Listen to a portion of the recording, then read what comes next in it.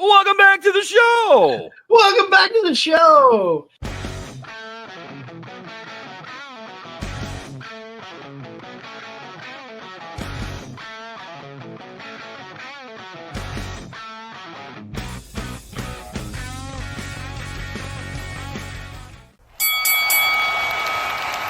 And now, your hosts of the Card Subject to Change podcast, the For Frequency's Sake Tag Team Champions of the World, the Wizard CZ, and never wrong, Nick Bull.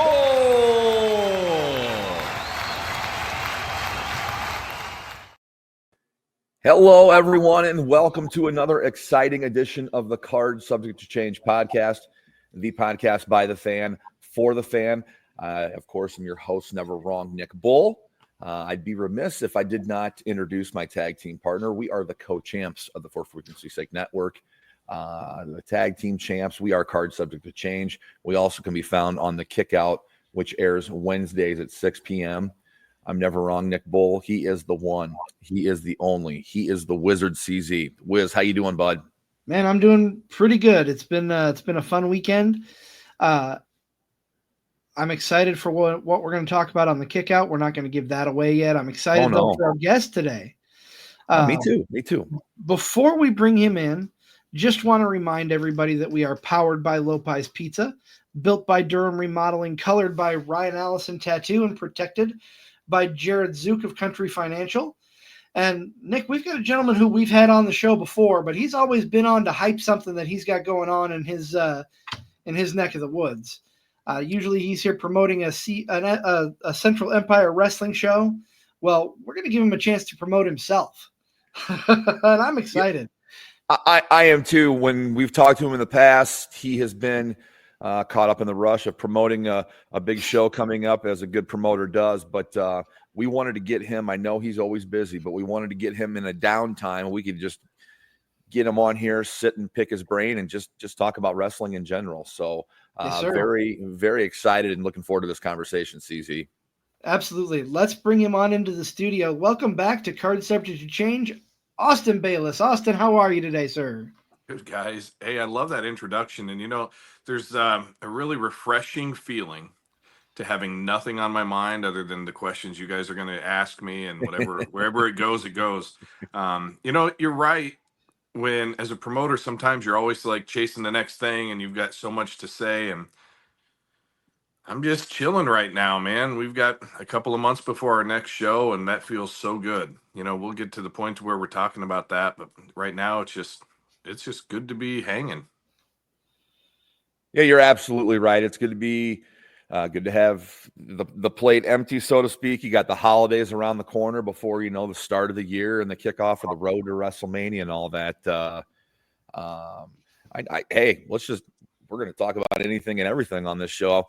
Let's talk about WrestleMania ticket prices. I'm friends with you on Facebook, Austin, and you always put out there good discussion topics, and there's good discussion on your page, right, wrong, or indifferent, whatever side you're on, it doesn't matter. There's good, healthy discussion on different stuff out there. And, it's almost impossible for these three average Joes sitting here to go and be able to have a good time with the price of these tickets. When does it stop? So I went to WrestleMania 22, 23, 24, 25, and 30. Mm-hmm. And I believe when we first started going, it was like, I don't know, $90 to set in the upper levels of Allstate Arena, and Ford Field. $100 would buy you a middle of the road seat, which was fine. No big deal. I think we bought tickets last minute to WrestleMania 30 in New Orleans. I want to say, again, we're talking like $125.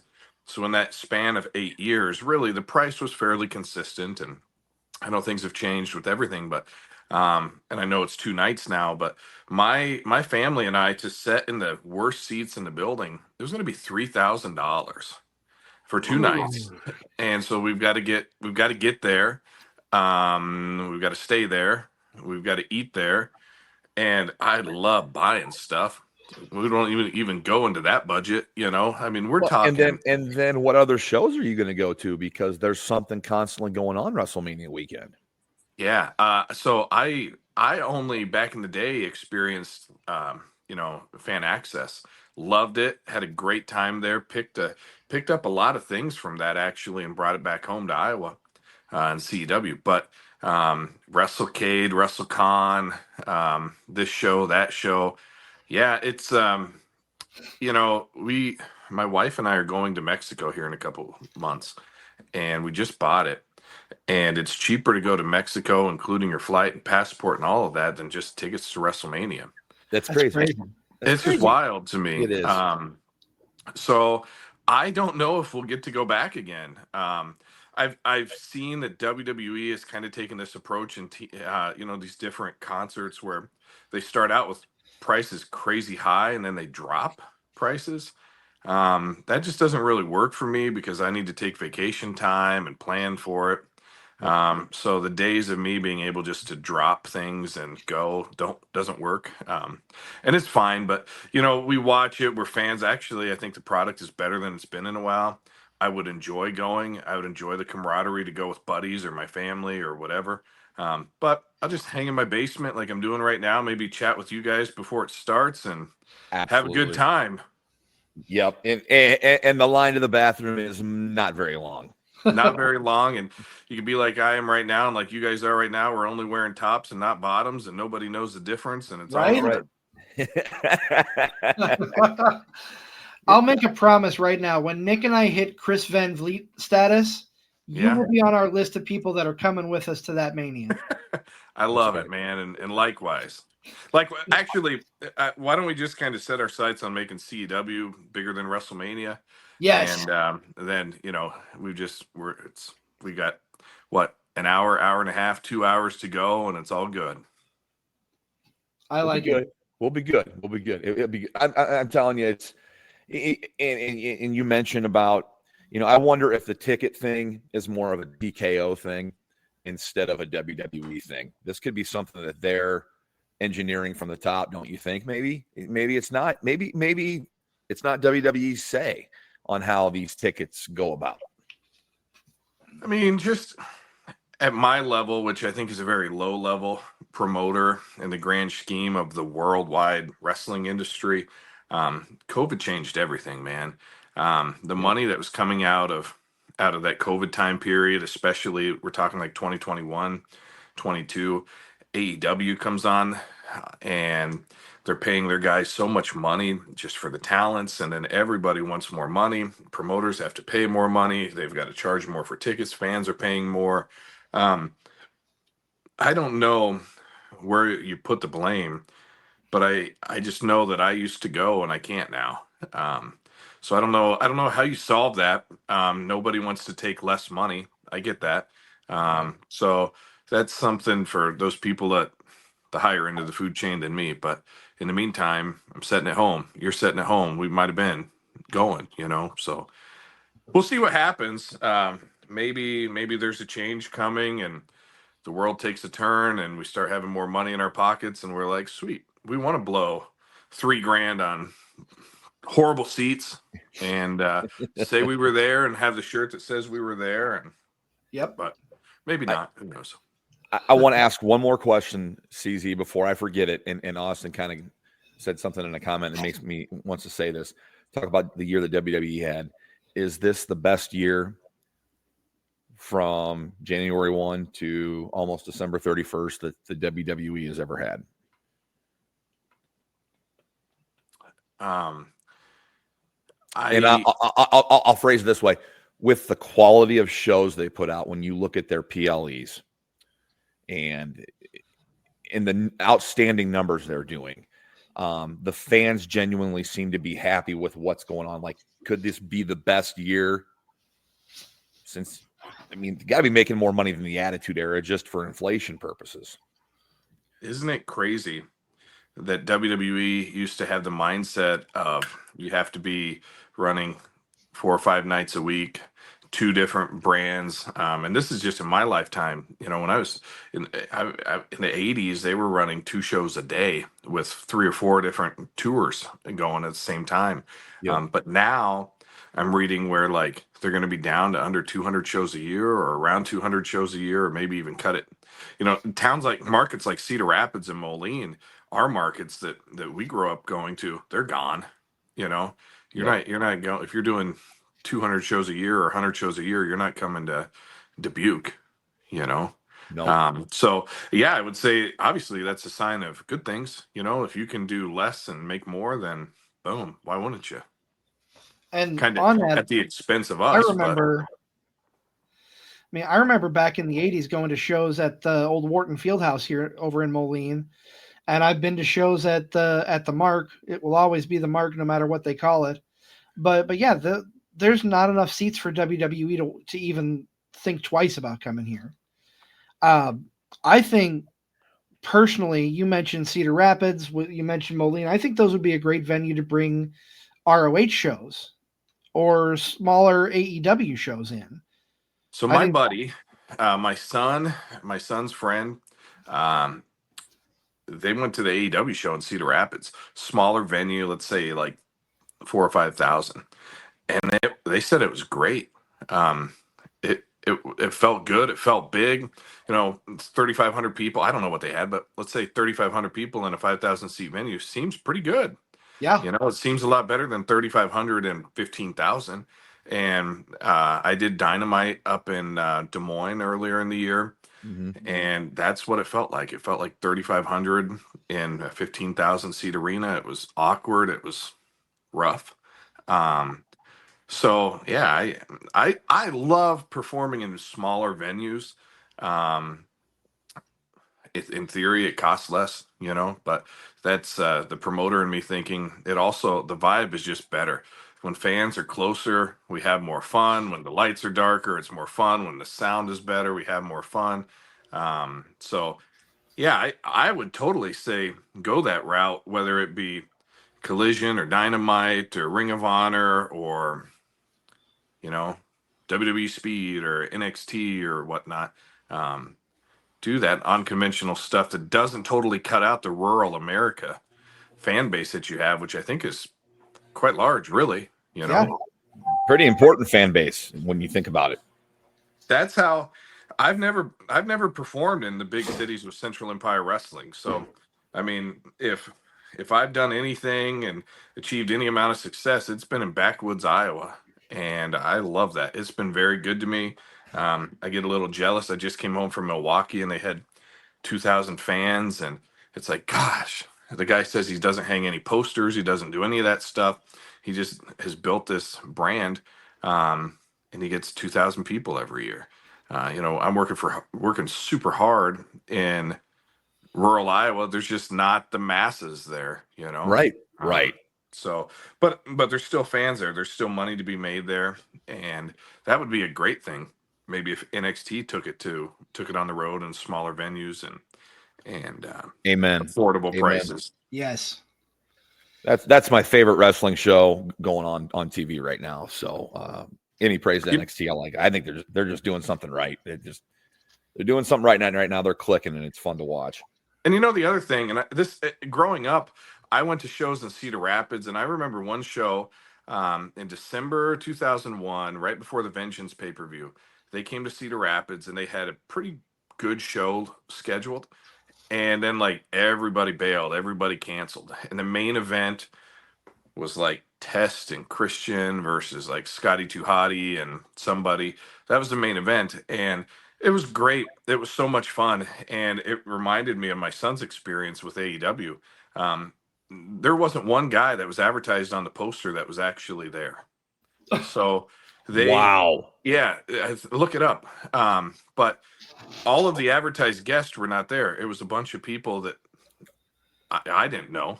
My son didn't know, and they had a great time, So you can do those smaller market shows without throwing Chris Jericho on it.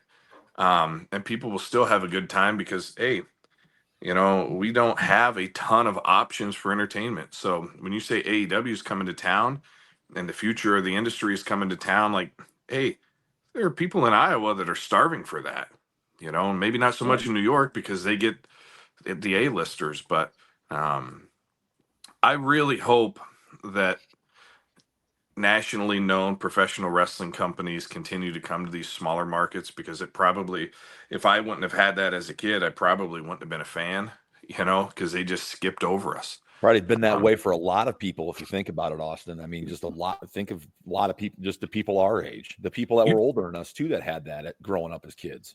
So you mentioned CZ Wharton Fieldhouse. I've got a ton of posters around behind me from Wharton Fieldhouse, from the Mart, from all over Iowa, and I think I only have one from Des Moines. There's like randomly Sedalia, Missouri, NWA Central States, and all of these towns are smaller towns. But when you think about NWA Central States, when you think about WCW going to Cedar Rapids, like that was really big. People remember that, and that's our biggest thing. So I really hope we don't lose that. Where I think wrestling on the independent level is improving. I think you're seeing more bigger shows. I remember when I first got into it, you were lucky if you get one show a year that had one celebrity. And by celebrity, I mean like maybe a C-list celebrity. Mm-hmm. And now I went to Blizzard Brawl last night in Milwaukee, and now Milwaukee's a bigger town, and he's been going at it for a while. But I mean, there's probably 30 celebrities. Herb Simmons has got a show down in the St. Louis area, and he'll have 30 celebrities. Mm-hmm. Bridge City Slam had 12. I don't know what the Hall of Fame has, 15, 20 maybe. I don't know. But the point is, 15 years ago, that wasn't happening. Right. So maybe smaller guys like me, maybe this is our opportunity to put up and maybe jump into the market share. Sounds a little goofy to say that, but that's what we're doing. And maybe that's just this generation's wrestling. It's provided by Central Empire Wrestling and SICW and Great Lakes Championship Wrestling. It's a different way to look at it. You're filling a niche now that wasn't there before, right? Independent wrestling didn't thrive during those times because those guys were coming through town 4 or 5 times a year. But now you guys are filling that void, and maybe it's for the better, like you said, because I think you're offering up something that's out there that's different than everybody else. So that you have that going for you too. I kind of like when people ask me about what do I do, and I describe it. Sometimes it's hard to describe it to people because they don't want to get it. But I think it's really easy to say independent wrestling similar to like the Iowa Cubs are to the Chicago Cubs, where guys go on their way up, where guys go on their way down, and where guys go to just hang out.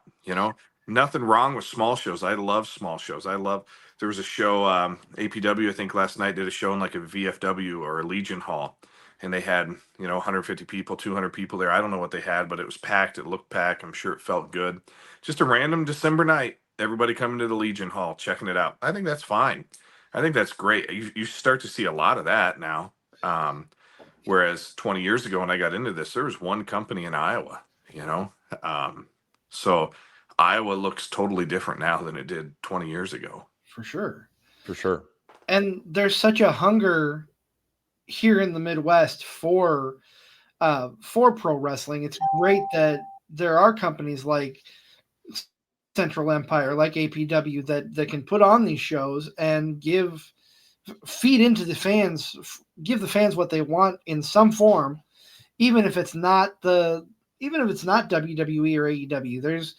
Because there's such a love here in the Midwest, and we just get overlooked by the bigger dudes, by the bigger guys all the time. The first show that I ever went to was in Delta, Iowa. It was an Impact Pro Wrestling show. There's a poster hanging in a really small town, Harper, Iowa, at the grain elevator. A rough-looking poster. It was sun-faded. But my buddy saw it. He said, hey, do you want to go to watch wrestling tonight? Yeah, let's go. So a group of us got in a car. We went over. We watched this show. I'll never forget it, man. We were pulling into I had no expectations. I want to say I was 16, maybe 17.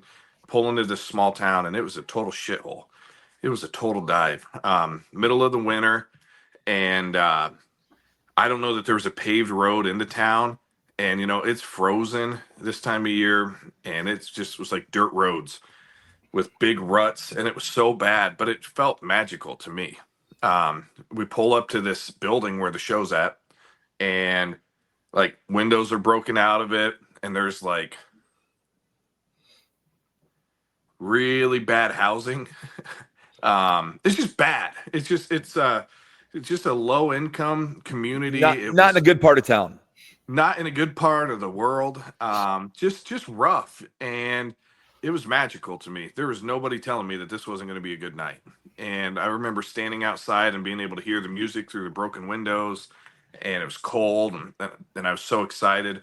We get in, we watch the wrestling. The show is packed. This town might have 300 people there in the whole town, and they were all at the show. Awesome. I mean, it was awesome. It was Yes. big, and you know that was Madison Square Garden for me. I remember going to the restrooms, and it was so packed. There were only a few toilets, and people were peeing in the sinks. There were men and women in the men and women's restrooms. I mean, they were just doing what they had to do to get her done, and I loved that. I didn't care that it was what it was, because that allowed me to get hooked. That was how I could see wrestling. I'm gonna guess tickets were probably like $6, $7, $8, and it felt like I hit the lottery. That's where it all began for me. And I go back there once or twice a year just to see the building and the town, and it's kind of a nostalgia trip for me. I love doing it. Absolutely. When my family's with me and we do this, they hate it. They're like, "Oh God, we got to do this again," But it's like food for the soul. Would it be full circle if it was if you booked a Central Empire show there? So I have thought about it. I had to ask because yeah, it would just complete this story. Yeah, so you could be like Cody. I did some shows there in 2008 or 9. And at that point in time, I was amongst the thought process that you had to do so much that you couldn't stop, you couldn't slow down, you had to be in a new town every weekend, and I got spread way too thin. And so those shows that I did were not overly successful because I was always working on the next thing. I never truly had focus on anything, any one thing. It was just this. I wanted everybody to think I was being successful. And in reality, I was busy, but I was doing shows in front of 20 people, 30 people, 40 people, and not making money. I was just on MySpace saying, I got a show this weekend, So I wouldn't be surprised if sometimes somewhere I do something like that. But I don't want 20 people to show up. I want it to, whenever you do it, you want it to be magical like it was, or you don't want to do it. Sure. So back in the day, that town, they had a grocery store, they had a post office, they had a gas station, they had a car wash, they had a bar. Now I don't even think they have a post office. This town has dried up. It's got a grocery store, but not really a grocery store. The car wash is now like somebody's private storage. The bar is boarded up.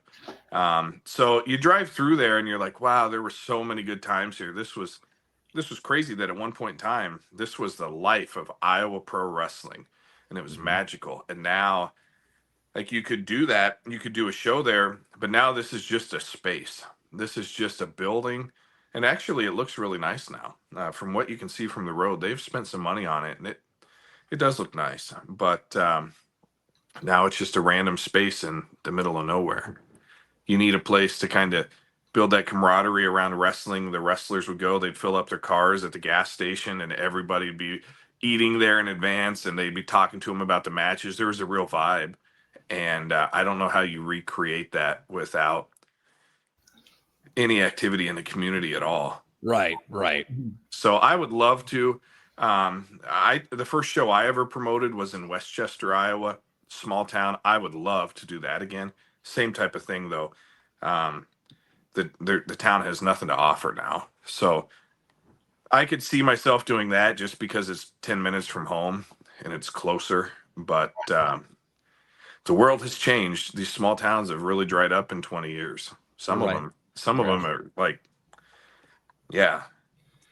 That show that one of about the second or third show that I did in Delta back in the day, one of the biggest stars that they had ever come to town was Perry Saturn. And I Okay. was so excited because I loved Perry. I knew who he was, and I couldn't believe that he was coming to my community, to my area. And so I remember Perry Saturn pulling in and being so excited just to see this greatness, this big famous pro wrestler coming to a show that I was about to attend. Yeah. And somebody across the street was burning like their whole fucking house. Sorry. You're all No, right. what I You're all mean, right. I'm sorry about that. But That's all right. but they were throwing their stuff out the windows, and the flames were higher than the house. And Perry Saturn pulls in, and you're like the block north of this place is in flames. It's just they're just burnt, like everything's controlled, but you're like, what kind of thing is happening here? They're burning mattresses, they're burning couches, they're burning whatever. And Perry walks in, and he's super gracious, he's super humble, he's super happy to be there. And that was just the magic of that environment. You never knew what you were going to get other than one phenomenal memory. So sorry about the F bomb. Oh, don't worry about it. Don't worry about it. We Worries. let him fly on. We let him fly on here, so don't worry about it. But no, you're setting the scene there. I mean, an indie wrestling show is kind of like a circus, and then when you add a fire right next to it, and Perry Saturn's there to witness it, the former WCW World Television Champion. It was something. It really was. That whole town, that whole environment, that the fans were fantastic. It was just special. It was a real special time in Iowa. It hooked me. I loved it.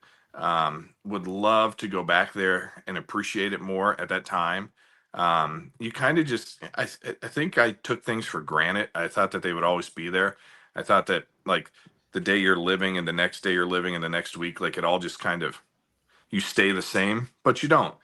People get hurt, people get married, people get a new job, people move, people quit, people whatever. And now 20 years later, like there's not many people that started with me or that I started with that are still doing it, that are still around. And it's crazy because sometimes you reach out and say, hey, would you like to be involved? Would you like to come back? Could we honor you? Could we pay tribute? And those people that you used to see every weekend and fell in love with, and they were so gracious to you and they helped shape who I am, now they just don't want to be a part of it. They don't want to do it anymore. And I wish that in hindsight, I would have appreciated it more. You know, I just thought it was always going to be the way it was. Now, that said, so many things have improved and gotten so much better for me. But you always, I don't know. I started out and it was really good. I really enjoyed it. Would love to soak that up one more time. I hear you. Your stories bring back memories for me about ring announcing out in Donahue, Iowa at Don's Pub. I haven't been out there in probably 12 years, but I'd love to go see what it looks like now. Just to kind of have that nostalgia feeling, I got booked on a show there. They had the Prestige Rumble one year, one of their big events, and they have like 30 guys in the Rumble. The Prestige Rumble is still a very big event for them. Yes. Yeah, I love doing that. So I was young. I was just happy to be happy, and I don't know how it happened, but I want to say Crotch reached out to me and said, we've got a spot or two or three. What can you do? And so I had a few guys that we jumped in a car and we went up there. And I somehow I was one of the final four in that match. And I wasn't a regular, I wasn't common there, but I like that town too. A small town, like a lower ceiling. It kind of reminded me of like a bowling alley or like a VFW type of thing. But I remember this really well because it came down to, I want to say Shane Hollister, Mississippi Madman, Tyler Black, and me. So guess who's getting eliminated? You got a story out of it. So guess who's getting eliminated first out of the final four there. But yeah. Hey, So, It was Shane, right? It was Shane Hollister. yeah. Guess who's in the middle of the ring, and Mississippi Madman's looking at him, and Tyler Black's looking at him, and Shane Hollister's looking at him like, how'd this guy get here? You know, he clearly lied on the job application. So, and I loved working with Mississippi Madman. He was phenomenal. Just a huge man. God, he was great. Nice guy, gentleman. Always good to me. Interacted with him a little there, but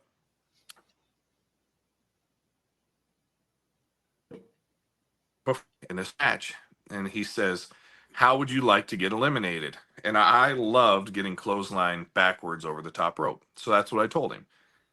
And he's just like, meh. You know, and he kind of walked away. He goes, let me think about it. And so I was just happy to be happy. You know, I'll listen to whoever. It was his place, not mine. And so he came back to me, and he came up with this idea, and it gave me a moment, right? Yes, I was getting eliminated. Yes, I was in their house. Yes, I was the guy that was the fish out of water. But even that guy had a moment.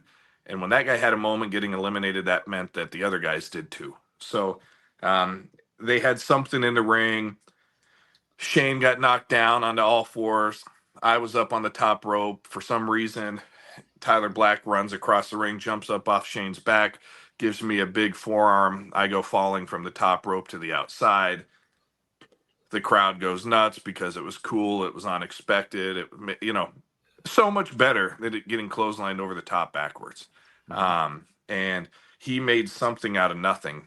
And now you see where he's at. So very cool. That was my only time in the ring with him. And I think that speaks pretty highly of him, because that he made something out of nothing there, especially when I said, let's just do this. And he says, oh no, let's make it better. So I like that building. That was fun. Out in the middle of nowhere, right?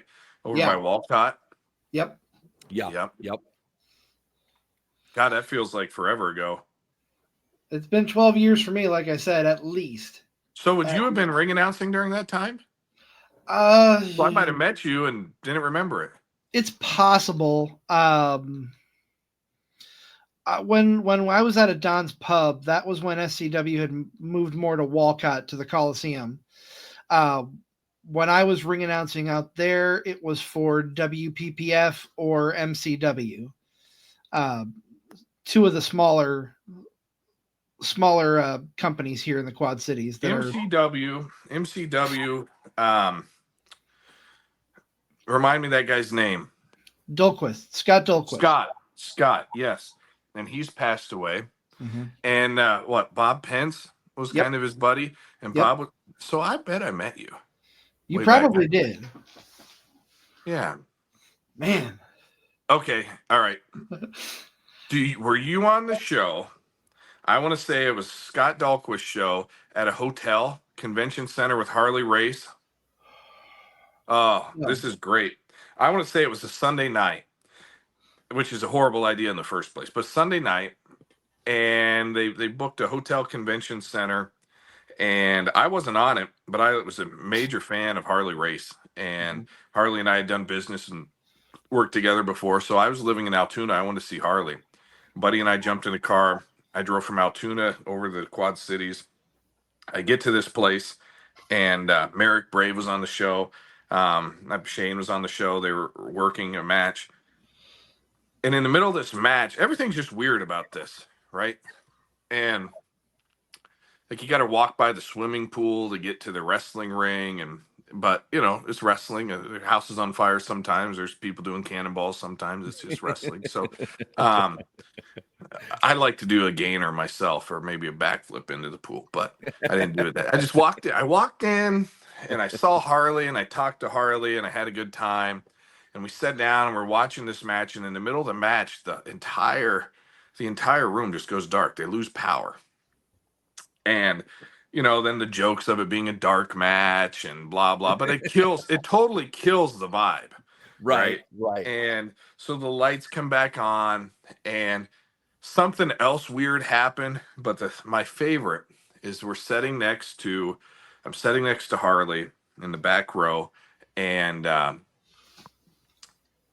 somebody comes over. It's like in the middle of a match, and they come over. The announcer gets on the mic and he says, "Ladies and gentlemen, can I have your attention, please?" And like the match is going on. Can I have your attention, please?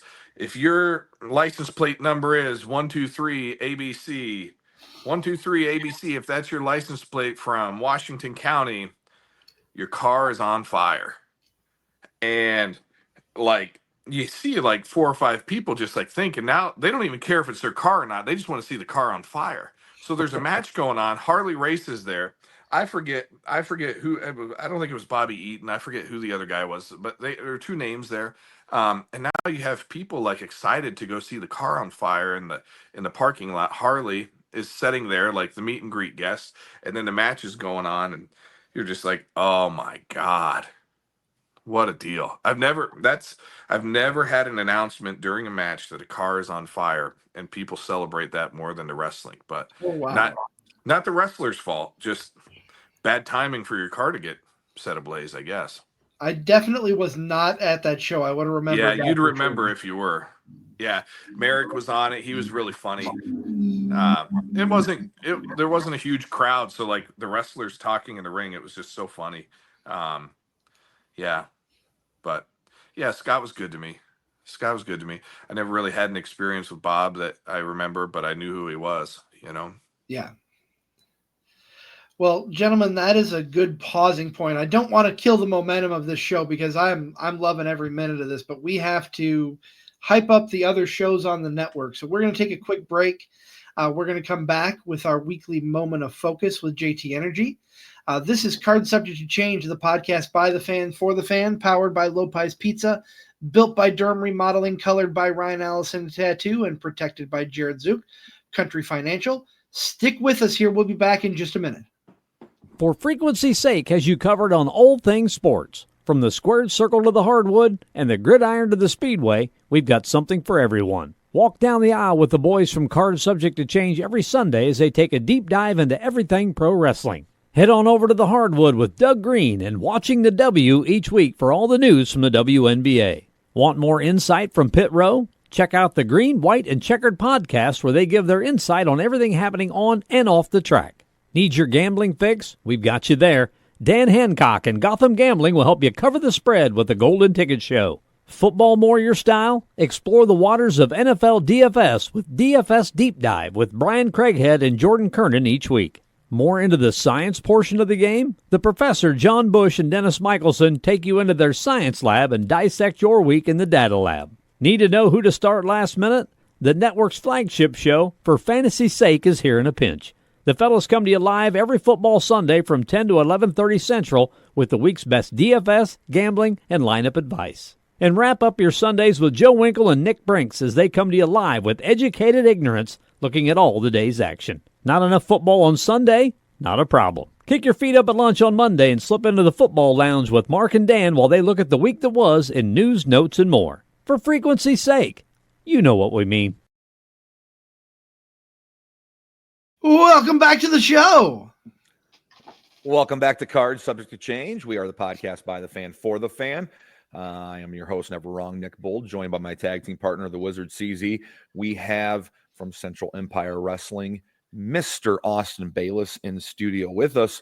But before we go any further, a guy we all know very well,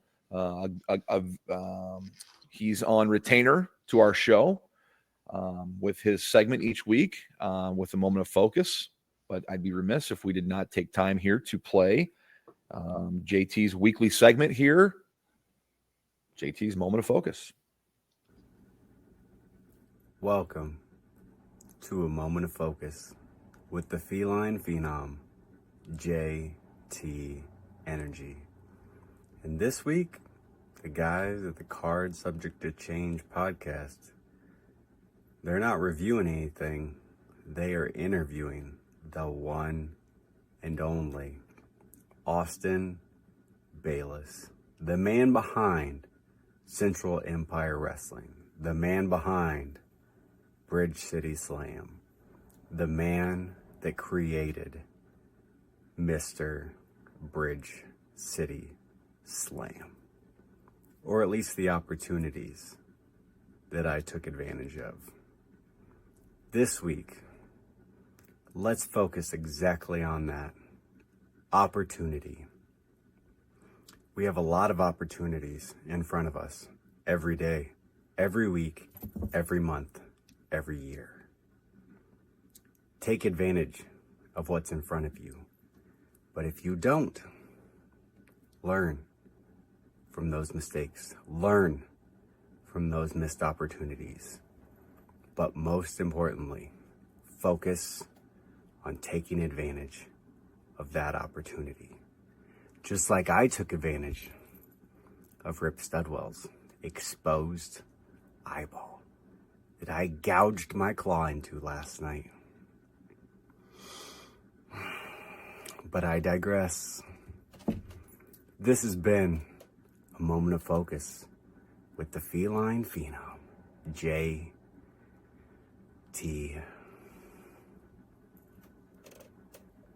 Energy.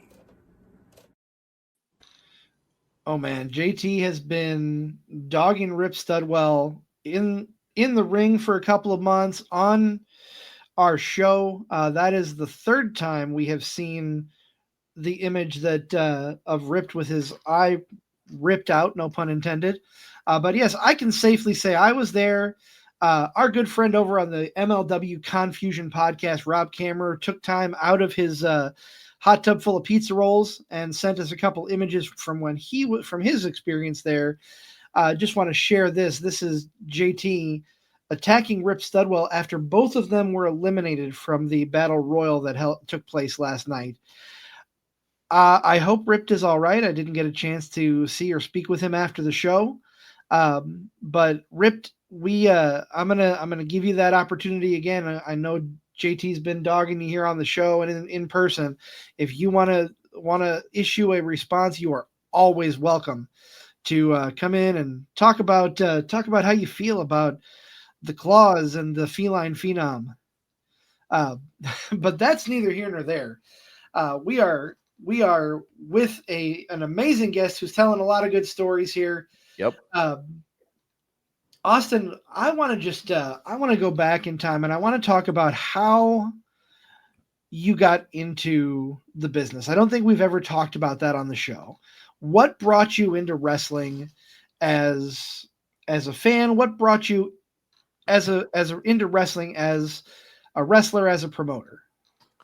I started watching wrestling the Monday before Owen Hart died, May of '99, and on that show, I was just talking to my son about it today. Actually, on that show, I want to say it was Undertaker and The Rock in a casket match.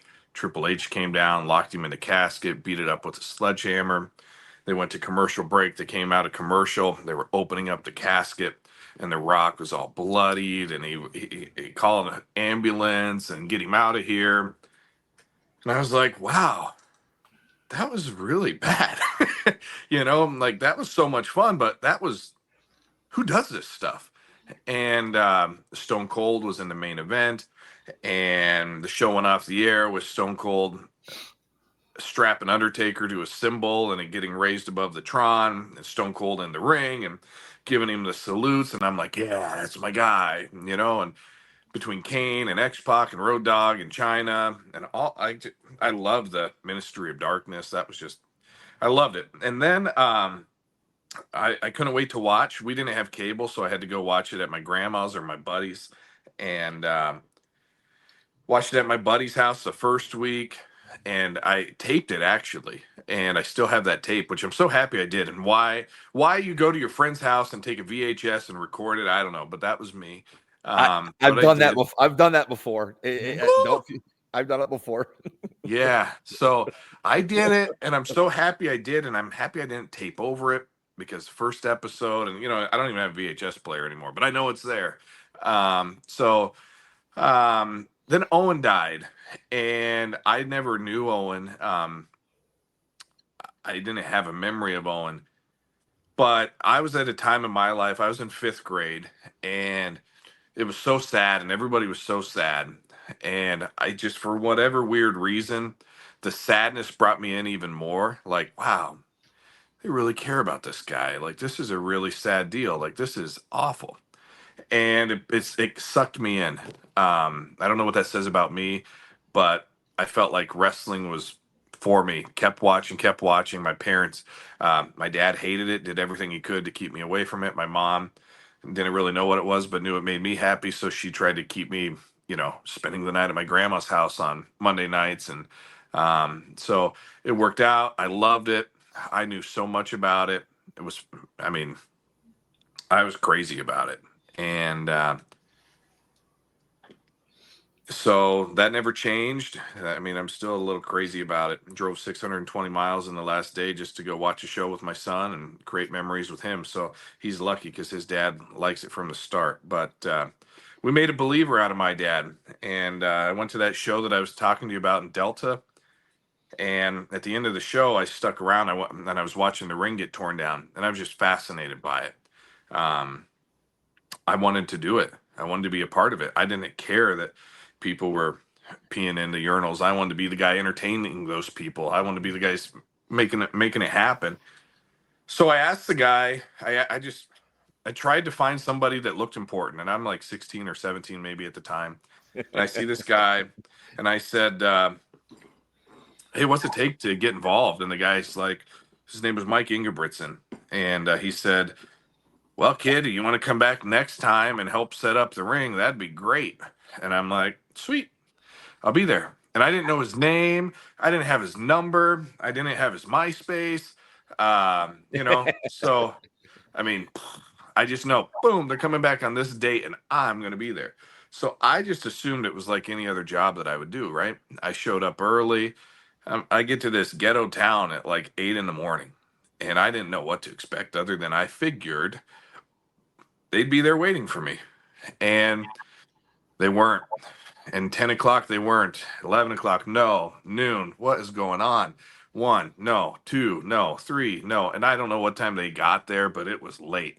And I sat there staring at those broken windows and just this atmosphere. And when that ring showed up, man, I was ready to go. I was dedicated. I was loyal. I did that for months. And finally, Brian Ash said one time, he's like, "Hey, do you ever want to be a wrestler?" I said, "Yeah, of course, anything. I'm just happy to be here." And so Brian Ash got me into the ring. And I don't even know what we did because I knew nothing. So he just did whatever he wanted to show me. And I DJ'd and I did video production. And I did a little bit of this and I did a little bit of that. So I started DJing for the shows. I was the sound guy for the shows. I started doing the video for the shows. I started making the VHS, the DVDs for the shows. I would sell tickets for the shows.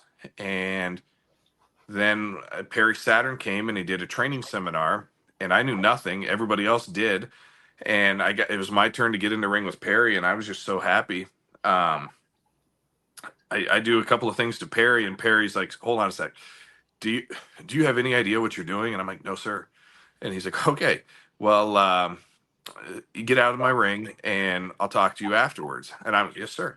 Afterwards, Perry talked to me for like 30 minutes and he was fantastic.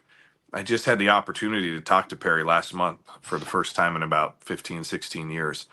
A very long time. I've been hunting him down just because he made such an impact on me that day, 20 years ago, probably. But so I started training with Impact Pro Wrestling, and the agreement that we had was instead of them paying me to DJ and to do the video and do the lights and do whatever I was doing for them, we had a schedule of, hey, you're going to DJ 20 shows for free in a trade for wrestling training. And I'm like, sweet, let's go. So they did their part. They treated me great. I did my part. Hopefully they feel the same way about me. They were at the beginning. They were so good to me. Mr. Destiny, TS Aggressor, Johnny Fitness, Kenny Backwash, Wicked Lester Brody, Dirty Sanchez, a lot of names that you haven't heard in wrestling for so long that were so instrumental to me. Really enjoyed it, the training. So I was 17. I want to say I started when I was a junior in high school. Algona is where the training center is located.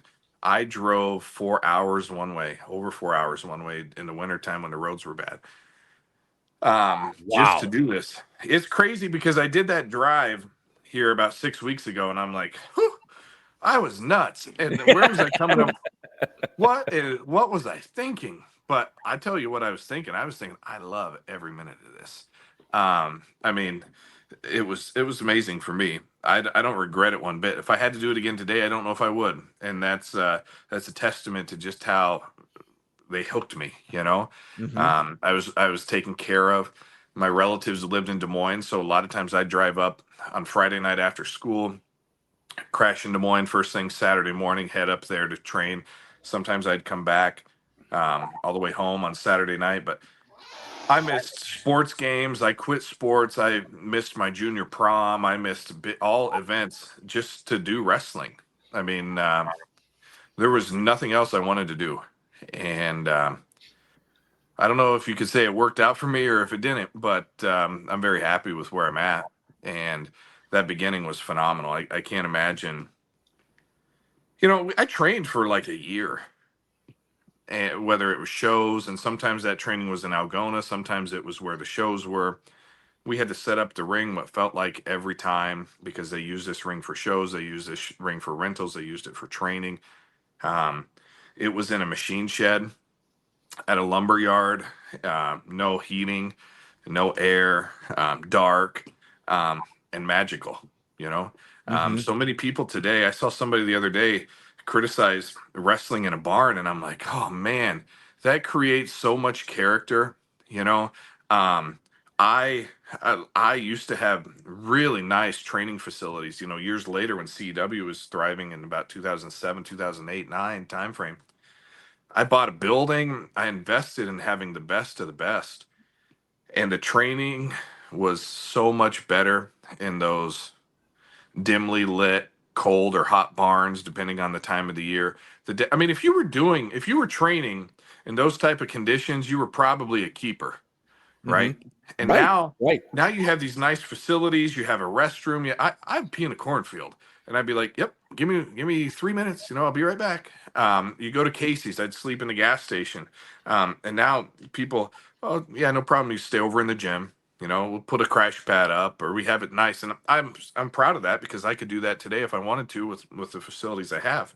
But I love the beginning. The story was incredible. It just cold, but everybody wanted to be there. Everybody wanted to be there. And later I'd find out when I was training guys that you have all this nice stuff, and sometimes people don't really want it that bad. And sometimes I wish it was a little more dirty, a little more grungy, a little more like how bad do you want it type of vibe.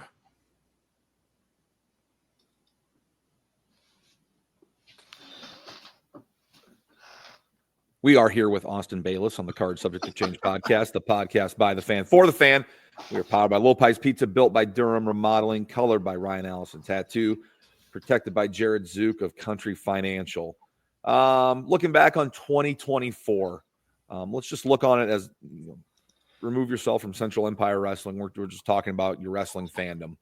What was the one show you saw, the one match that's going to stick with you through 2024? As what you thought was a really great moment or a really great match? My focus and attention span is really short. And so I would say for me, it's probably hard to say matches because I might watch a match and then walk around. I have a hard time sitting still and really appreciating it. Some of that's overexposure because I'm always around wrestling. As far as moments go, one of the I loved the Boogeyman at Bridge City Slam with the Worms and the fans. Phenomenal moment. The crowd will remember that forever. They may not remember the choke slams. They may not remember the other stuff that happened in JT versus Jackson King, but they'll remember the Worms. The Boogeyman was so good there. To me, that's the top moment of the year for me. It was CEW. I did other shows. I was talking to my buddy Storm Thomas yesterday about a match that I saw up in MAW up in Minneapolis. They had Ultimo Dragon versus Mustafa Ali, Ooh. and it was, yeah. So people were, ooh, that sounds good. So they're out there, they're doing the match, and they're like 8 minutes in, and all of a sudden, Coda Jacobs and somebody else hit the ring. They start beating up on both of them, and the crowd was so mad. The crowd was so angry that this dream match, this happiness moment of what was hopefully a 5-star match, just got ruined by these pricks. And they turned it into a tag match. And then Sonny Ono's at ringside, and anyways, they turned it into a tag match, and they go another 15 minutes, and the place is just electric. And when Mustafa Ali and Ultimo Dragon win the match, the place just erupted. And to me, it's like, yeah, that's a moment. Like, that's something where you'll never forget that pop. You'll never forget that emotion in the building. I remember watching at that same show, Maggie Lee doing a move where she jumped up and she like did the splits, and the lady ran into her opponent ran into her butt or whatever. And the place just went nuts for that. Maggie won the title, Mickey James, and the girls all jump in the ring with her afterwards. And to me, that's a big moment. Maggie's so good. She's improved so much. And you're sitting there watching that. And I was behind the curtain watching it very close to the entrance and just thinking, like, everybody watching this right now is watching somebody that sometime somewhere will be on a PLE or will be in one of those 20,000 seat arenas we're talking about. And that's really cool.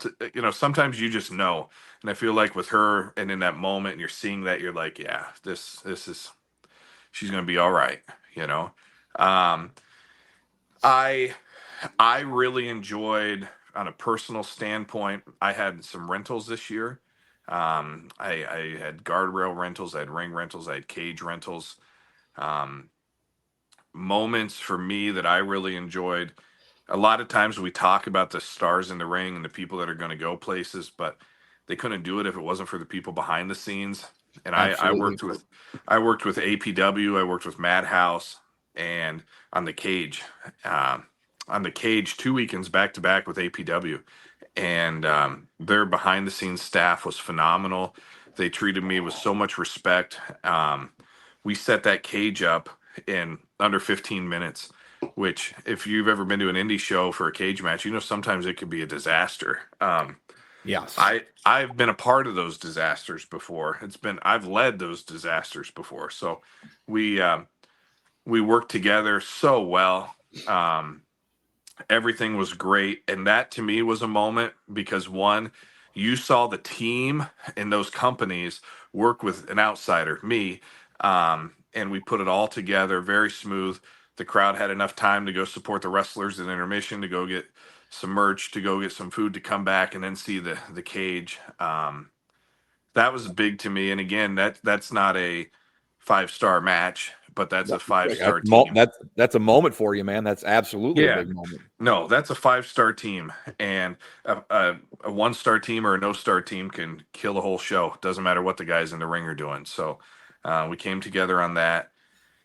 I was at Blizzard Brawl last night, and for those of you that don't know, it's been going on for like 18 or 19 years in the Milwaukee, Waukesha area. It was that event. That was the inspiration for Bridge City Slam. Dave Hero puts on a phenomenal event, loaded with legends, loaded with up-and-comers, loaded with loyal locals.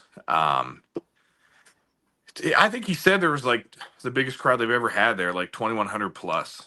And then he said that was the same arena that Andre the Giant and Hulk Hogan once wrestled in. And Cool. he started saying his different memories. I refereed Blizzard Brawl probably a decade ago. I refereed Hacksaw Jim Duggan and Matt Longtime. I refereed Robbie E. I refereed Al Snow.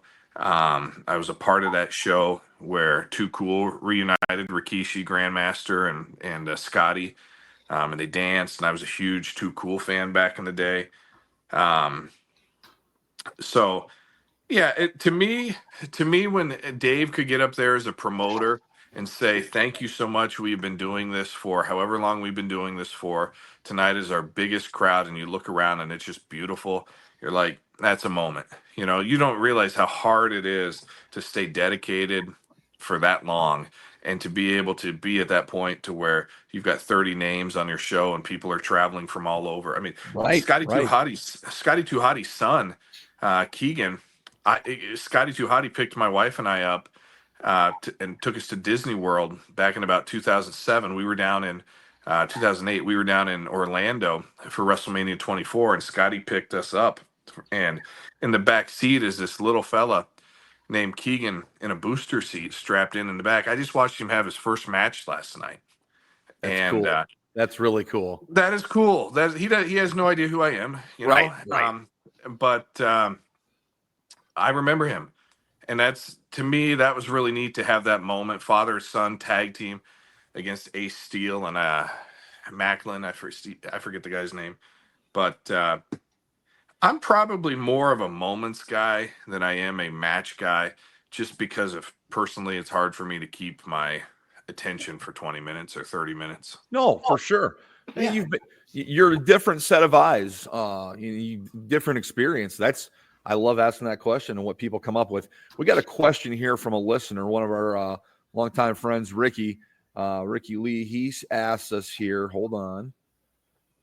Question for Austin: who is your favorite wrestler you have met, or who's your favorite wrestler you've worked with? I met Ultimate Warrior. My wife and I met Ultimate Warrior, and This is, by the way, this is a good story. I'm not trying to jump on your story here, but we stood in line for over an hour for Bret Hart at the Dreamwave show, and I remember you telling this story, and it's a good story. So I remember you telling the story. I'm like, it's good. It's good. That Bret Hart one, hey, we lucked out, man. We got through that line pretty quick. Yes, we waited for a while. I don't remember. I just had like a general normal guy pass, and then we went through with the VIPs or something. That was good. Doesn't always work like that. It didn't work like that the time we met Ultimate Warrior. My wife and I were in Chicago. I forget what we were doing, but somehow I had a few things for Ultimate Warrior to sign with me. So just in case.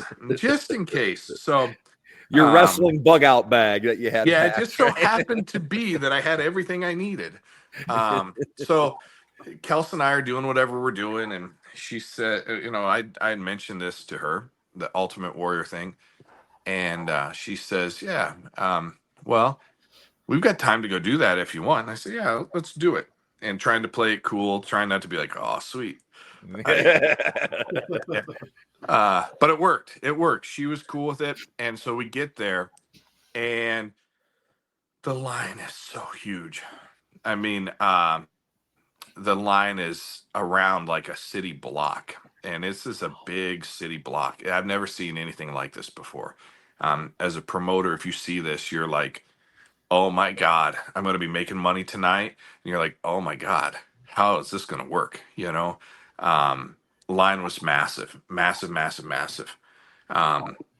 When they started letting us in, they were setting up the ring. Okay.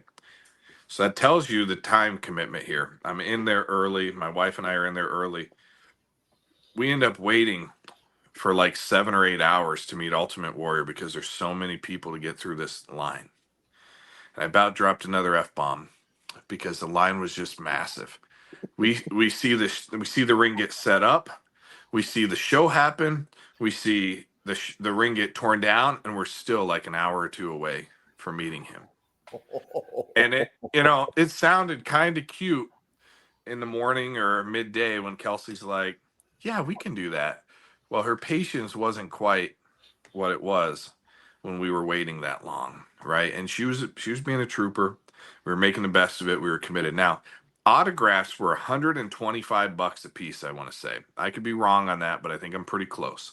Okay. And so I think I had I think I wanted a picture with him or a couple. I don't know. I think a picture and maybe 2 or 3 things signed, but that's $600. That's $500. That's a lot of money.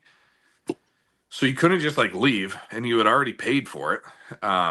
So there we are. And when we finally get up there to meet him, he is phenomenal. He's been there for just as long as we've been there. He is the nicest man. He treated everybody with respect. We didn't pay for a picture. You know, we just had one, and Kelsey didn't care to be in it. But he talked to her. He treated her so great, and that helped save my marriage probably. But no, he was so good. He was so good. He was so gracious. He was so kind. He didn't charge us for a lot of things. And he was just like, you've been waiting for so long. I'm going to take care of you.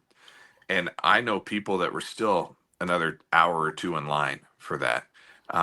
The promoter just had to be one of the craziest experiences that promoter had ever had, because it was so successful. Warrior had not done a lot of appearances. That was such a big event. Guys that I've worked with, it's hard.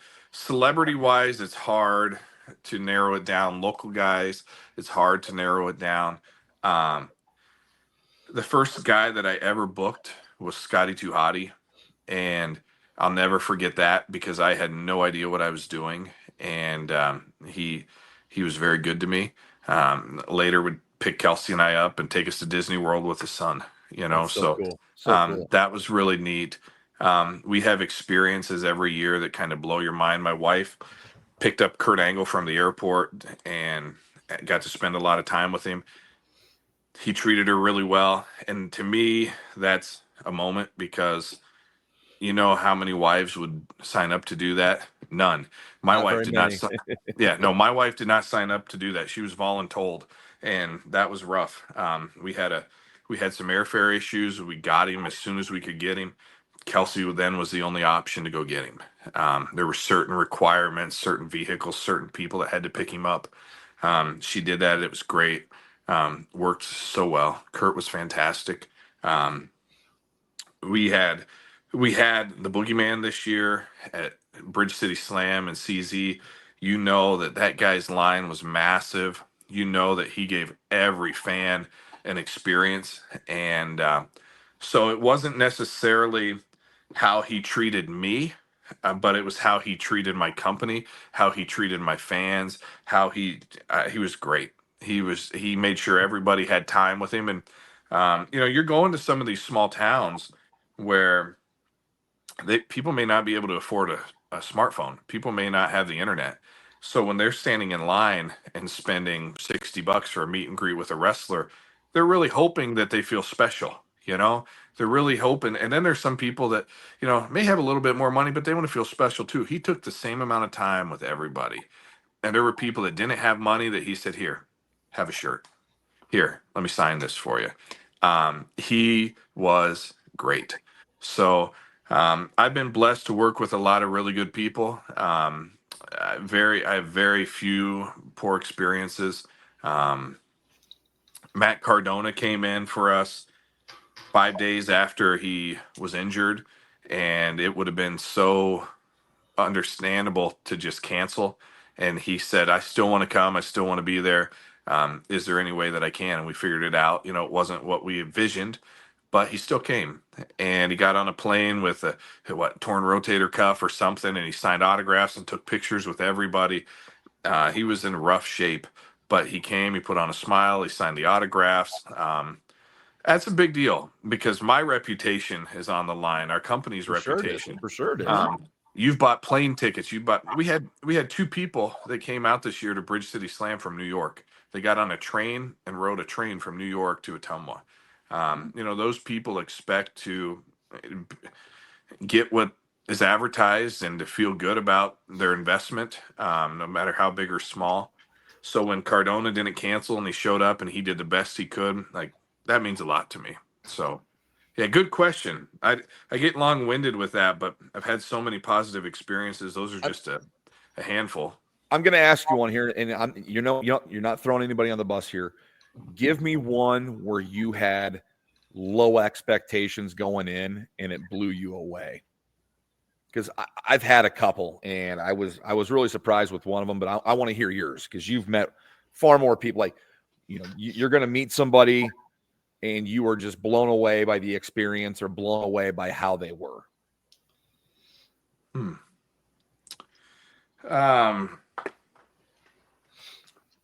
Well, Even if it involves preconceived notions, you hear something and maybe you're a little leery meeting this person, but it was just the complete opposite. this isn't necessarily you've heard bad things, but I had heard that this man was very tough, that this man was, you don't want to mess with him. He's a brute. Um, I booked Harley race for an event. And I'd met Harley a handful of times and Wow. always got Yes. along with Harley great. Harley was fantastic to me. I had an opportunity where a sponsor came to me and said, I grew up watching Harley.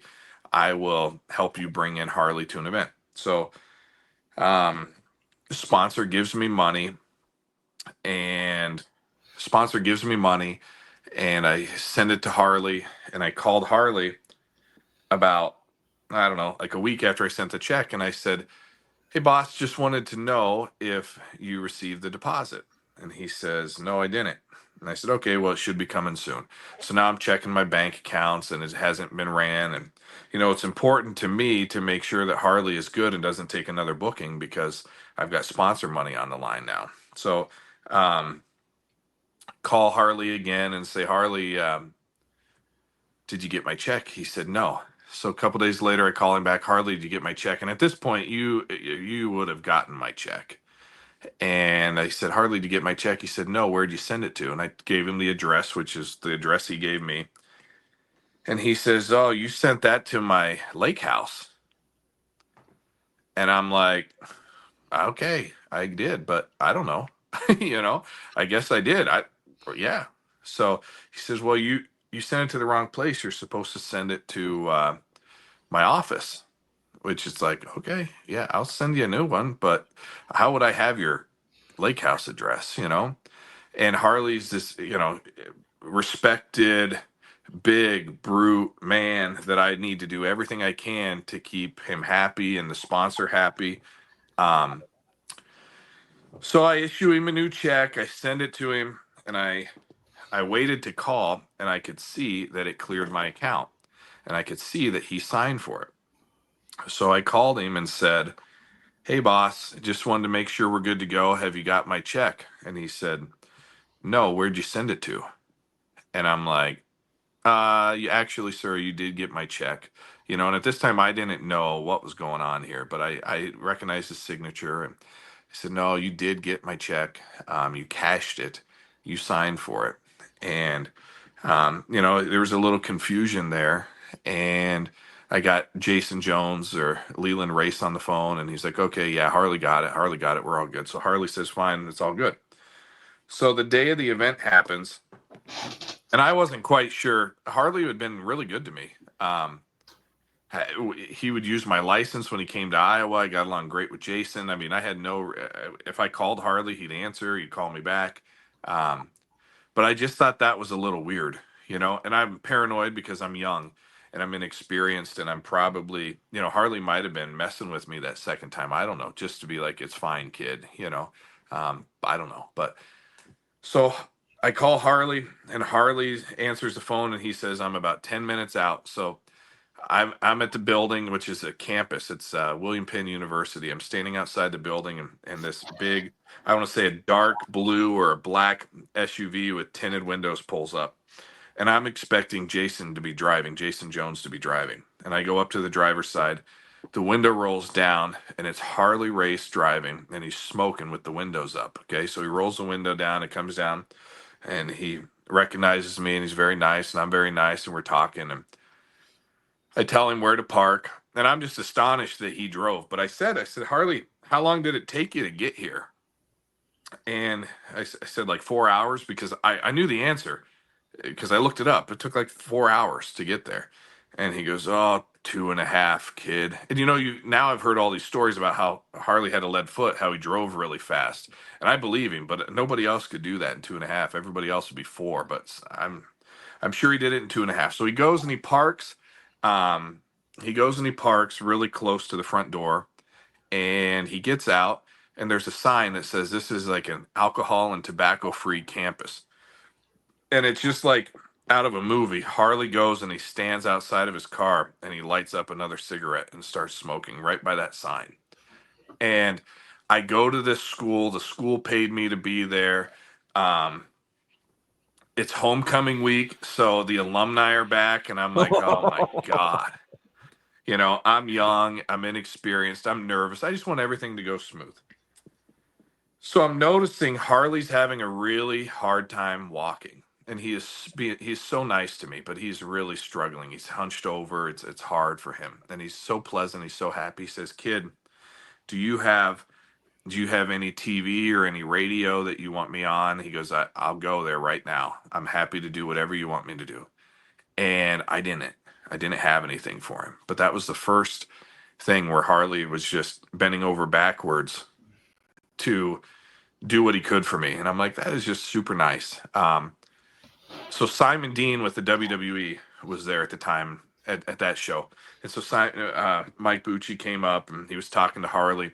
He had done some talent scout deals with WLW and Harley. So Harley knew Mike, and they're talking and we're walking, and Mike says to Harley, "Boss, do you need a wheelchair? Could we get you a wheelchair or a cart?" Because Harley couldn't walk, and just the way this building was set up, he was walking about as far as you could walk. And Harley says, "No, I'm fine," but he'd have to stop from time to time. All right, so he finally gets to his chair. I've got a security team with him. I've got money people with him. I've got everything. And I said, "Okay, Harley, here's the deal. Tonight, I have you cutting a promo on the second half of the show, thanking everybody for coming. Thanks for your support. And, tell them a memory about Iowa if you have one." And he says, "You want me to do anything else?" I said, "Nope, that's good."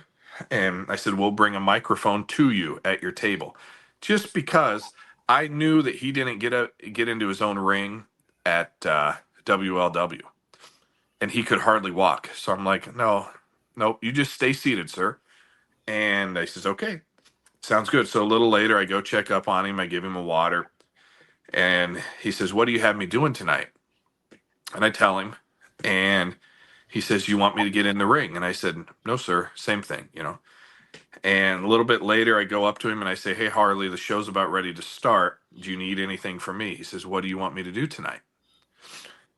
And I'm young and I'm inexperienced, and I'm thinking about this lost check and how I know I have told Harley what I want him to do. And I said, "This is what I want you to do." He says, "Do you want me to get in the ring?" I said, "No, sir. We'll bring a microphone to you. You're fine here. Just enjoy being here. We're so happy to have you." The show gets started. The show gets to intermission, and his handler comes up to me. I forget, Jeff Lynn comes up to me, and he says, hey, Austin, Harley wants to know what you want him to do tonight." And I said, "Jeff, I have told him a lot what I want him to do. He's going to cut a promo. He's going to say thank you. He's going to tell a story about Iowa. I have told him this so many times." And he said, "Austin, he knows. He's not forgetting. He wants to get in your ring. He just wants permission from you to do it." I said, "Jeff, he can barely walk.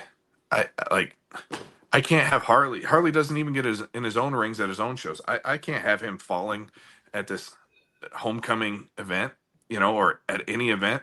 And he says, "He'll be fine." I said, "Jeff, you've got to go with him, because if anything bad happens, this is going to look horrible on me." And he's like, "Don't worry about it. Harley wants to do it. He knows you've told him no. Let him do it." Okay, fine. So Jeff pokes his head through the curtain, and I'm watching this. He pokes his head through the curtain at Harley. He gives Harley a thumbs up, nods his head. Harley looks back at him, winks and nods. Harley's music plays when it comes time to do this. They announce him. This guy couldn't walk at all earlier in the day. His music plays. He stands up super tall. He stands up super straight. He's walking to the ring. He's waving. This man is Harley race. And he's walking to my ring. And he walks up those steps and he throws his feet over those ropes and he ducks down and he gets in and he's in the squared circle doing the circle walk and waving to everybody. And I'm like, you, what is this, some sort of joke on me? Because this is just amazing right now. Now I'm like emotional in so many ways. Like, this is the greatest thing ever, and the sponsor's happy. And the fans are happy. Harley gets done with the promo and he throws himself, like, once he gets through the ropes, he like throws himself down on the apron, like butt on the apron, and then he hops off and then he walks back to his seat. And I just couldn't believe it because this man could not walk. And at the end of the night, we're in the back hallway and I walk up to Harley. We're in this back hallway. He's leaning up against it like he was earlier in the day. And he says, "How did I do for you tonight, boss?" And I don't remember what was said after that, but I just know he had the biggest smile on his face. And um, soon after that, he was in a motorized cart for the rest of his time. I'm sure it wasn't the last time that he was in a ring, but it was one of the last. And Sure. I was young and I was dumb and I should have been like, "Oh, he's a wrestler, like he wants to be in the ring, or Harley, go to the ring. Will you go to my ring? I would love it if you'd be in my ring." But I was trying to be respectful. And he started to have some dementia issues, and I think that's where in hindsight, I think that's where the issue with the check happened. But Harley was so good to me. Harley was great. He didn't need to do what he did that night. I've told that story a lot, and it gets me every time because I wish I could go back and appreciate that moment. But in the heat of everything, you're like stressed, like, nope, just cut the promo from your in the corner of the building, and I want you to be comfortable. And his comfortable was in the ring with everybody chanting his name. So yeah, long story, but I hope it was worth it. Harley was a phenomenal human being. A great story about the greatest wrestler on God's green earth, right? Yes. Man. That is a cool story. Like, what year would that have been, Austin? 2011. That would have been about Halloween weekend of 2011 or maybe 12, I think. No, 11. Okay. Yeah. Right around Halloween of 2011. So Harley's been gone for a while now. But God, he was great. Not that I was super close to him by any means, but if I called, he'd call back, if he didn't answer. He was always very straightforward, so good to me. I was so young, I didn't know what Harley Race was.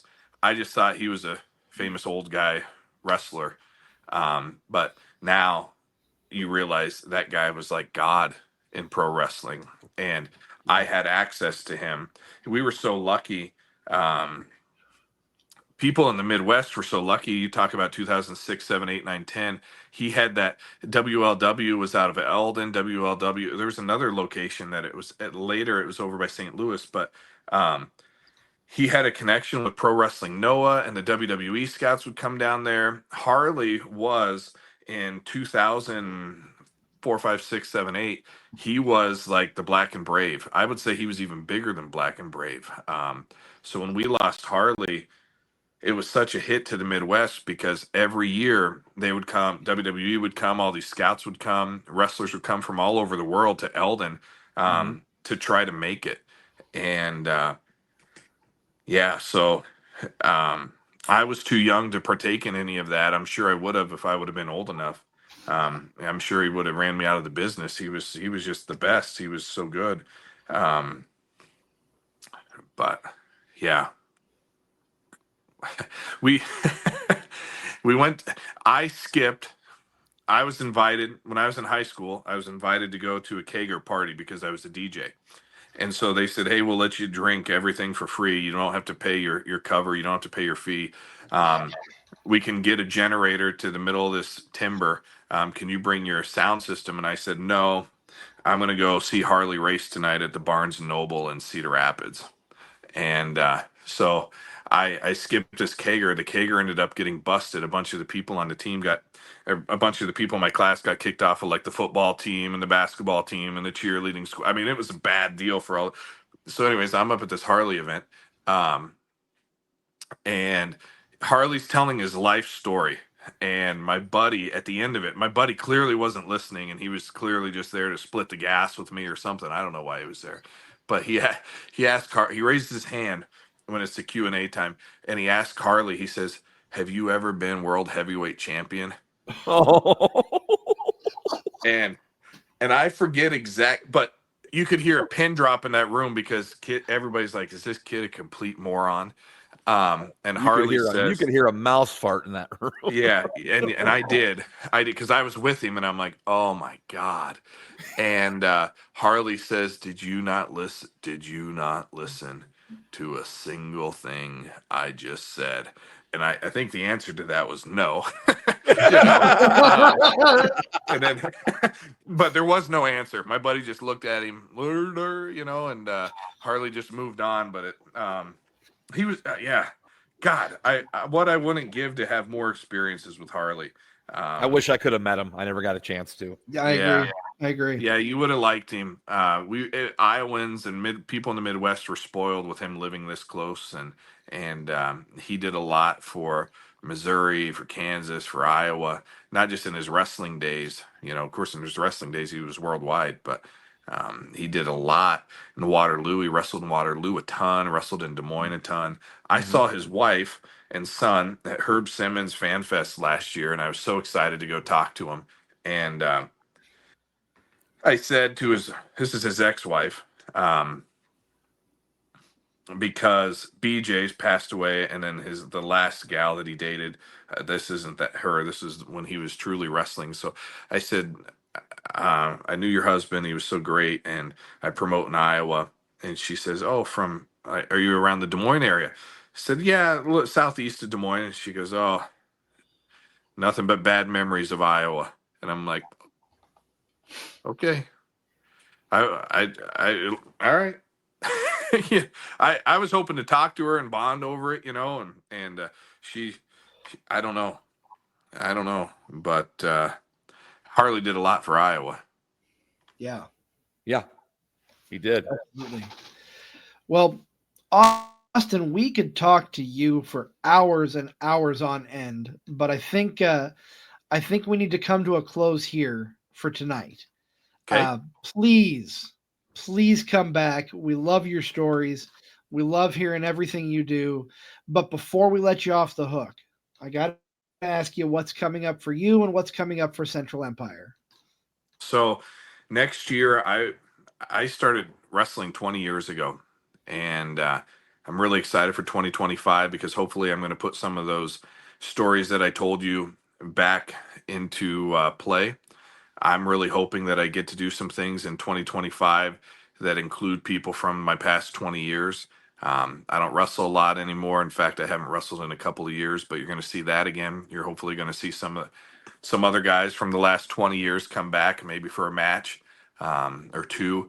I'm really excited for that personally. I told you that at the onset of this, that I wish I had another opportunity with some of those guys. I think you're going to see that happen as the year progresses. You're going to see CEW change significantly. What you're used to seeing in CEW right now, there will be some guys retiring by the end of the 2025. Come out, check us out, see us. Don't take it for granted because 2025 will kind of be the end of the road for some. So that's not a bad thing. That's a good thing, especially if you enjoy the ride. Bridge City Slam is going to be phenomenal. We're going to do 4 Mall Madness shows. Our show in November will be a Mega Mall Madness, which will resemble a Bridge City Slam. So you're going to have Bridge City Slam the first weekend of September. That'll be big. Mall Madness 5 in November will be big as well. So 2 big shows. I think we're going to, I'll be a happy guy if we've got 6 CEW shows in 2025. I'm not looking to do anything wild and crazy. I'm just looking to make the most of the moments. And So that's good. I'm doing a lot of ring rentals, a lot of cage rentals. I'm booked about 30 weekends already in 2025, which is crazy because I've never been booked that much. I'm excited about it. I'm working with a lot of good people. At 20 years, being involved for 20 years, you're just happy now that people kind of remember your name. And so to go from not ever really being that busy to now being busy enough with my own company and then traveling around for others, that's pretty sweet. So life is good, man. No complaints. I'd love to come talk to you again. Thanks for your time, Never Wrong, and the Wizard. You guys are always welcome to take my time. So thanks for opening your time slot tonight to me. I was telling my wife this was booked like a month ago or 6 weeks ago. This is kind of in the works for a while. So thank you guys. You guys are um, it's crazy to me because again, 20 years ago, none of this stuff existed. I Right. say MySpace with a chuckle, but MySpace and message boards, I mean, and snail mail, that was kind of where it was. So we've came so far now to where every week, every Sunday night, you guys can chat with somebody else in the wrestling industry. That's incredible. So thanks for scheduling it at 6 weeks out or whatever it was. You do it every week. I appreciate that. And the wrestling fan base, whoever's listening enjoys that too. So love you Thank guys. you. Thank you. Thank you for coming on. You've always been great about coming on here when we've called and return calls, and you're great about it. And I'm looking forward to the next big Bridge City Slam and who's going to be there. I mean, when will those announcements start coming for the fan out there? Oof. That is such an exhausting endeavor. I Oh know. my goodness. I had to ask because people are going to want to. I want to know. People are asking. I March. Let's just say March. It's fair. I really have to wrap my head around it. It takes a ton out of me mentally because I focus on it so much. The financial aspect is huge, and then once you start, I can't let it go. I just get addicted to it. And then I have a hard time coming off of it. You do the show and everybody's happy or everybody's unhappy or whatever it is, but you do the show and it's over, and like people just move on with their lives the next day. And meanwhile, I'm like, I've lived this for 6 months. I've lived this for 9 months, and now it's just over. It's just gone.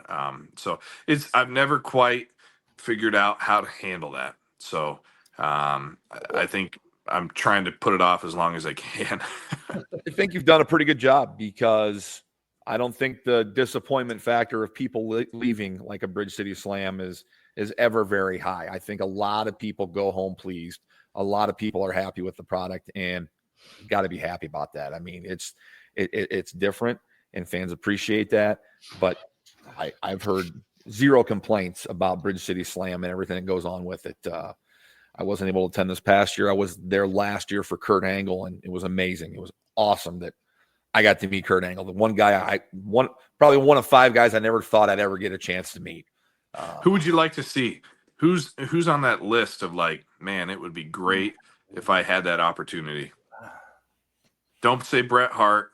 Everybody's saying Bret Hart. No, I met Bret Hart. I met Bret, and it was awesome. And then they said never meet your heroes. That was amazing. It was awesome. Yeah. For me, it would be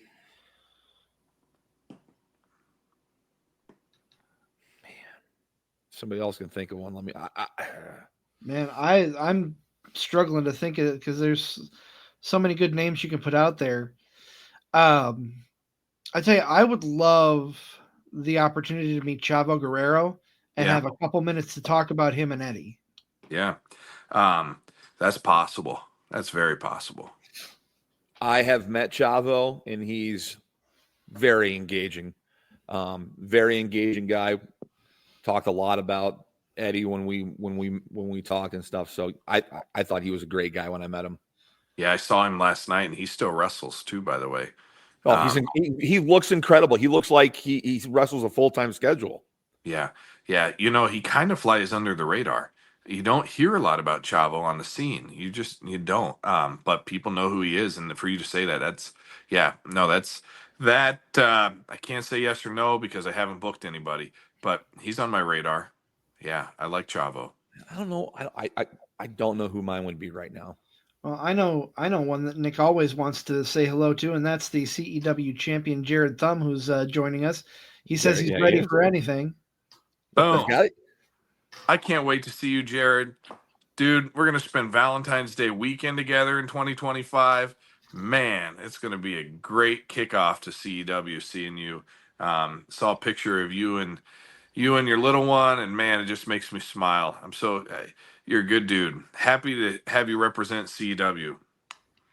So, yeah, no. The other thing is, I guess for me, when you hear, just in closing, we've talked a lot about who you want to see and this and that. The one thing that has happened with Bridge City Slam, and as we have grown, um, we can't quite handle it anymore. This year's Bridge City Slam was the first year that I think we have outgrown our capabilities behind the scenes. Um, the show, I thought the show was our best show we've ever had at Bridge City Slam, top to bottom.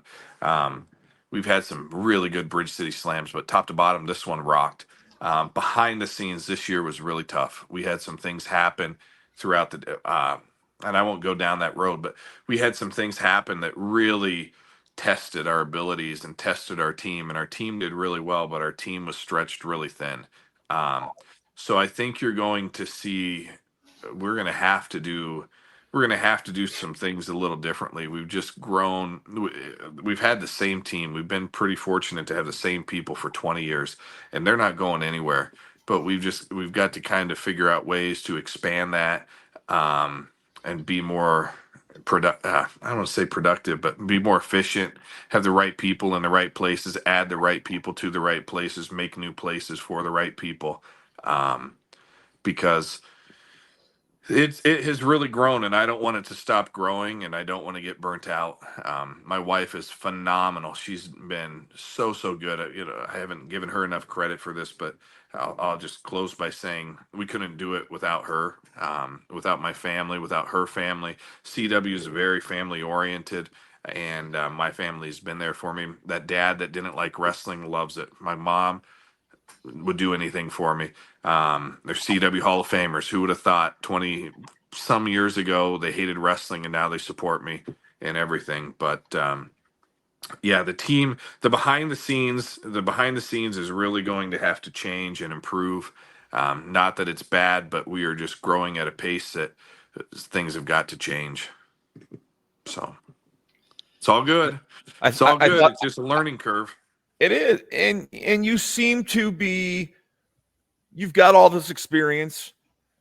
You are doing so many different things in the wrestling world, but it seems like you're getting better as time goes on, man. You're just making the whole fact introducing a cage to indie shows. I mean, just think of that idea. Like, guys in this area get to see a cage match, and it's largely due probably because of you and your cage, and that's a pretty cool thing to reach that many people. Did you ever think when you started wrestling you'd be making cages for rings? When I got in, I just wanted people to like me. I wanted to be accepted. I wanted to see people wear my shirts. I wanted to be in one of the top 8 spaces on MySpace. I wanted girls to like me. I wanted guys to like me. I wanted sponsors to like me. I just saw wrestling as far as a business standpoint of my part being in the ring. Now it's funny because everything I wanted back then is nothing that I'm experiencing now. And I think where I'm at now is where I should be, behind the scenes doing that. We built rings. And I say we, because I'm thinking of my dad and I, and we do turnbuckle pads. My dad and I cut the pads. My sister-in-law prints them up. My mother-in-law sews them. I grommet them. It's a family operation. I have done so many things that have nothing to do with in-ring wrestling. And in the beginning, all I wanted to do was in-ring wrestling. So there's definitely life after a career. My wrestling career wasn't anything to, I was very lucky. I did a ton of sweet things, but it was, handful of years were my best years, and then a handful of years were hanging on to something I probably should have let go of, and then the last decade has been adapting to behind the scenes roles. And man, I'm so happy I was able to do that. Some people can't. um, but yeah, if you're on the way out or you're on the way in, you should have a focus the whole time of how can I, okay, if I'm a wrestler, maybe I should be the sound guy because a company might need sound. They might need lights. They might need DVDs. They might need digital media. They might need social media. They might need a ring. They might need a cage. How can I be the wrestler that then has something else that makes me attractive? Because eventually they won't need you to be a wrestler anymore, and you will have grown to love these companies and this life and this surrounding, and then it's just gone. I had two knee surgeries, and once I had the second one, I gained weight after both. But once I had the second one, gained some weight, I just never got back into the ring. I wasn't what people were looking for anymore. I was old, and but guess what? They still needed somebody to make DVDs. They still needed somebody to do sound. Eventually, we got a cage. People now needed somebody to provide a cage.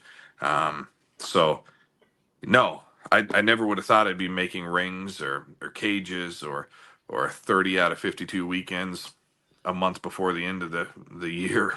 It's good. It's good. Did you guys ever think you'd be doing a podcast with me? You know, it's crazy what No. networking does. It is. It's so cool. And that's the best part about this whole thing are the people you meet along the way, all these different things. And whether it's a show, waiting in line at a show, seeing somebody else somewhere, it's the great part about it. I thought of a name. You know what? A guy you don't see around much. He's at the big ones, I guess, but Rob Van Dam. Yep. Yeah. Just with the ECW lineage, he's got to be an ECW Mount Rushmore guy. There's an idea for a show CD. We need to do a CZ. Okay. So do you have to kick me off, or can we talk?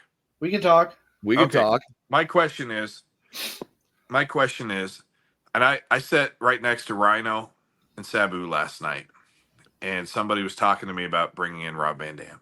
And I looked back at Sabu, and I looked back at Rhino while they were talking to me, and I was thinking, and is that a thing? Like,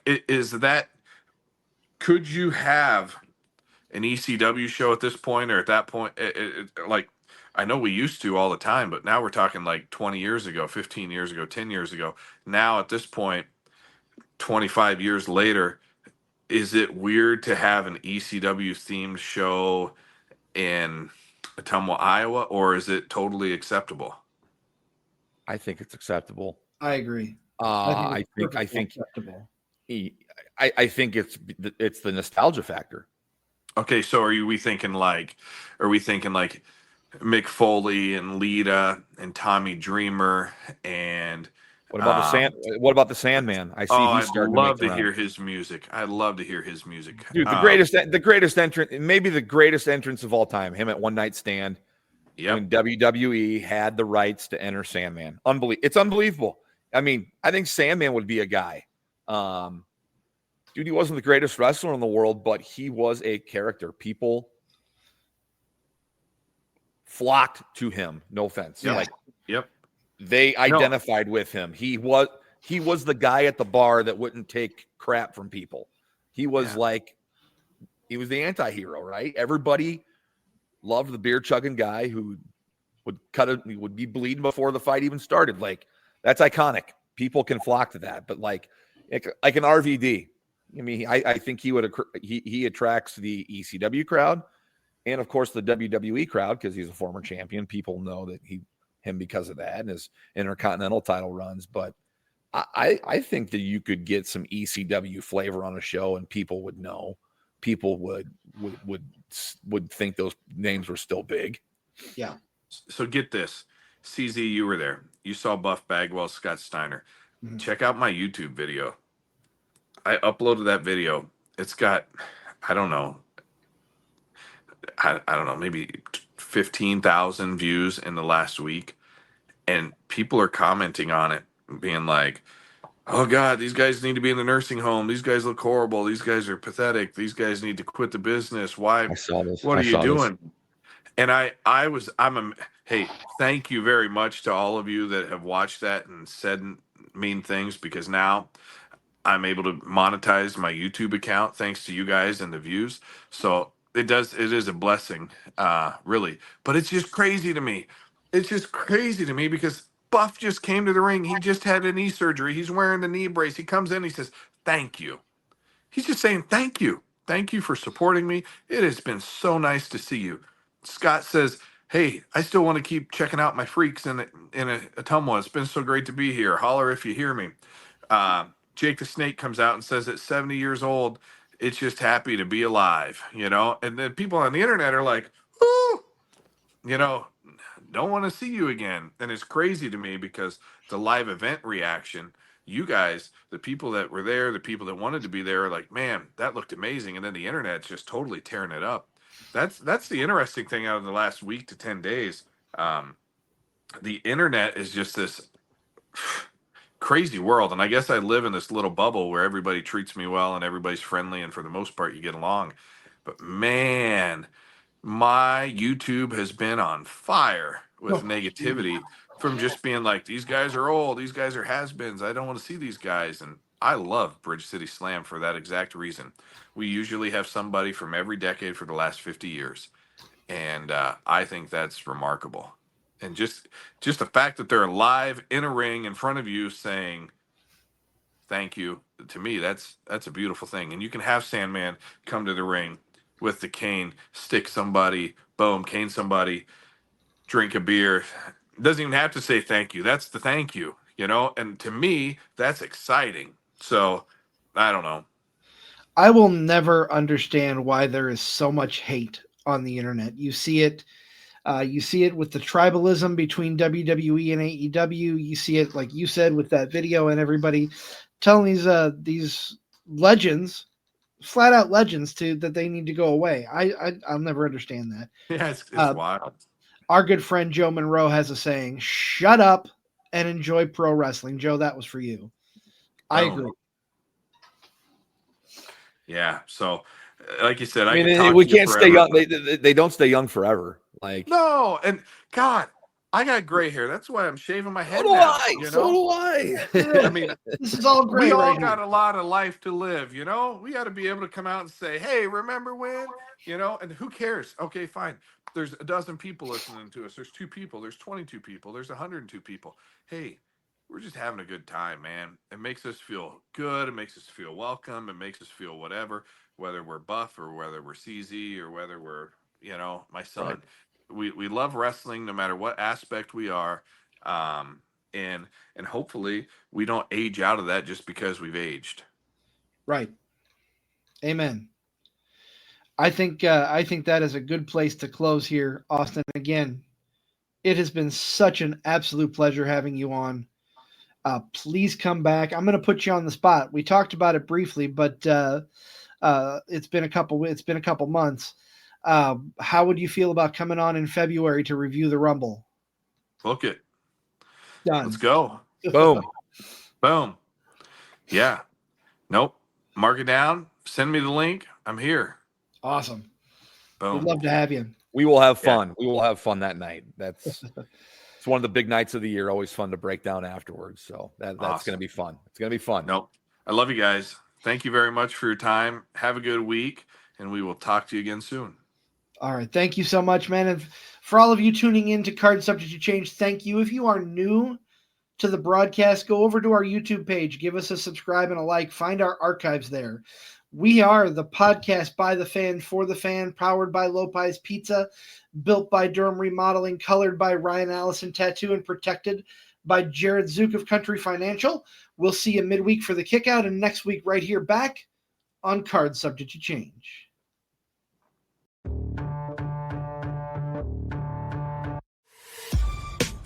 This has been a For Frequency's Sake Podcast Network production.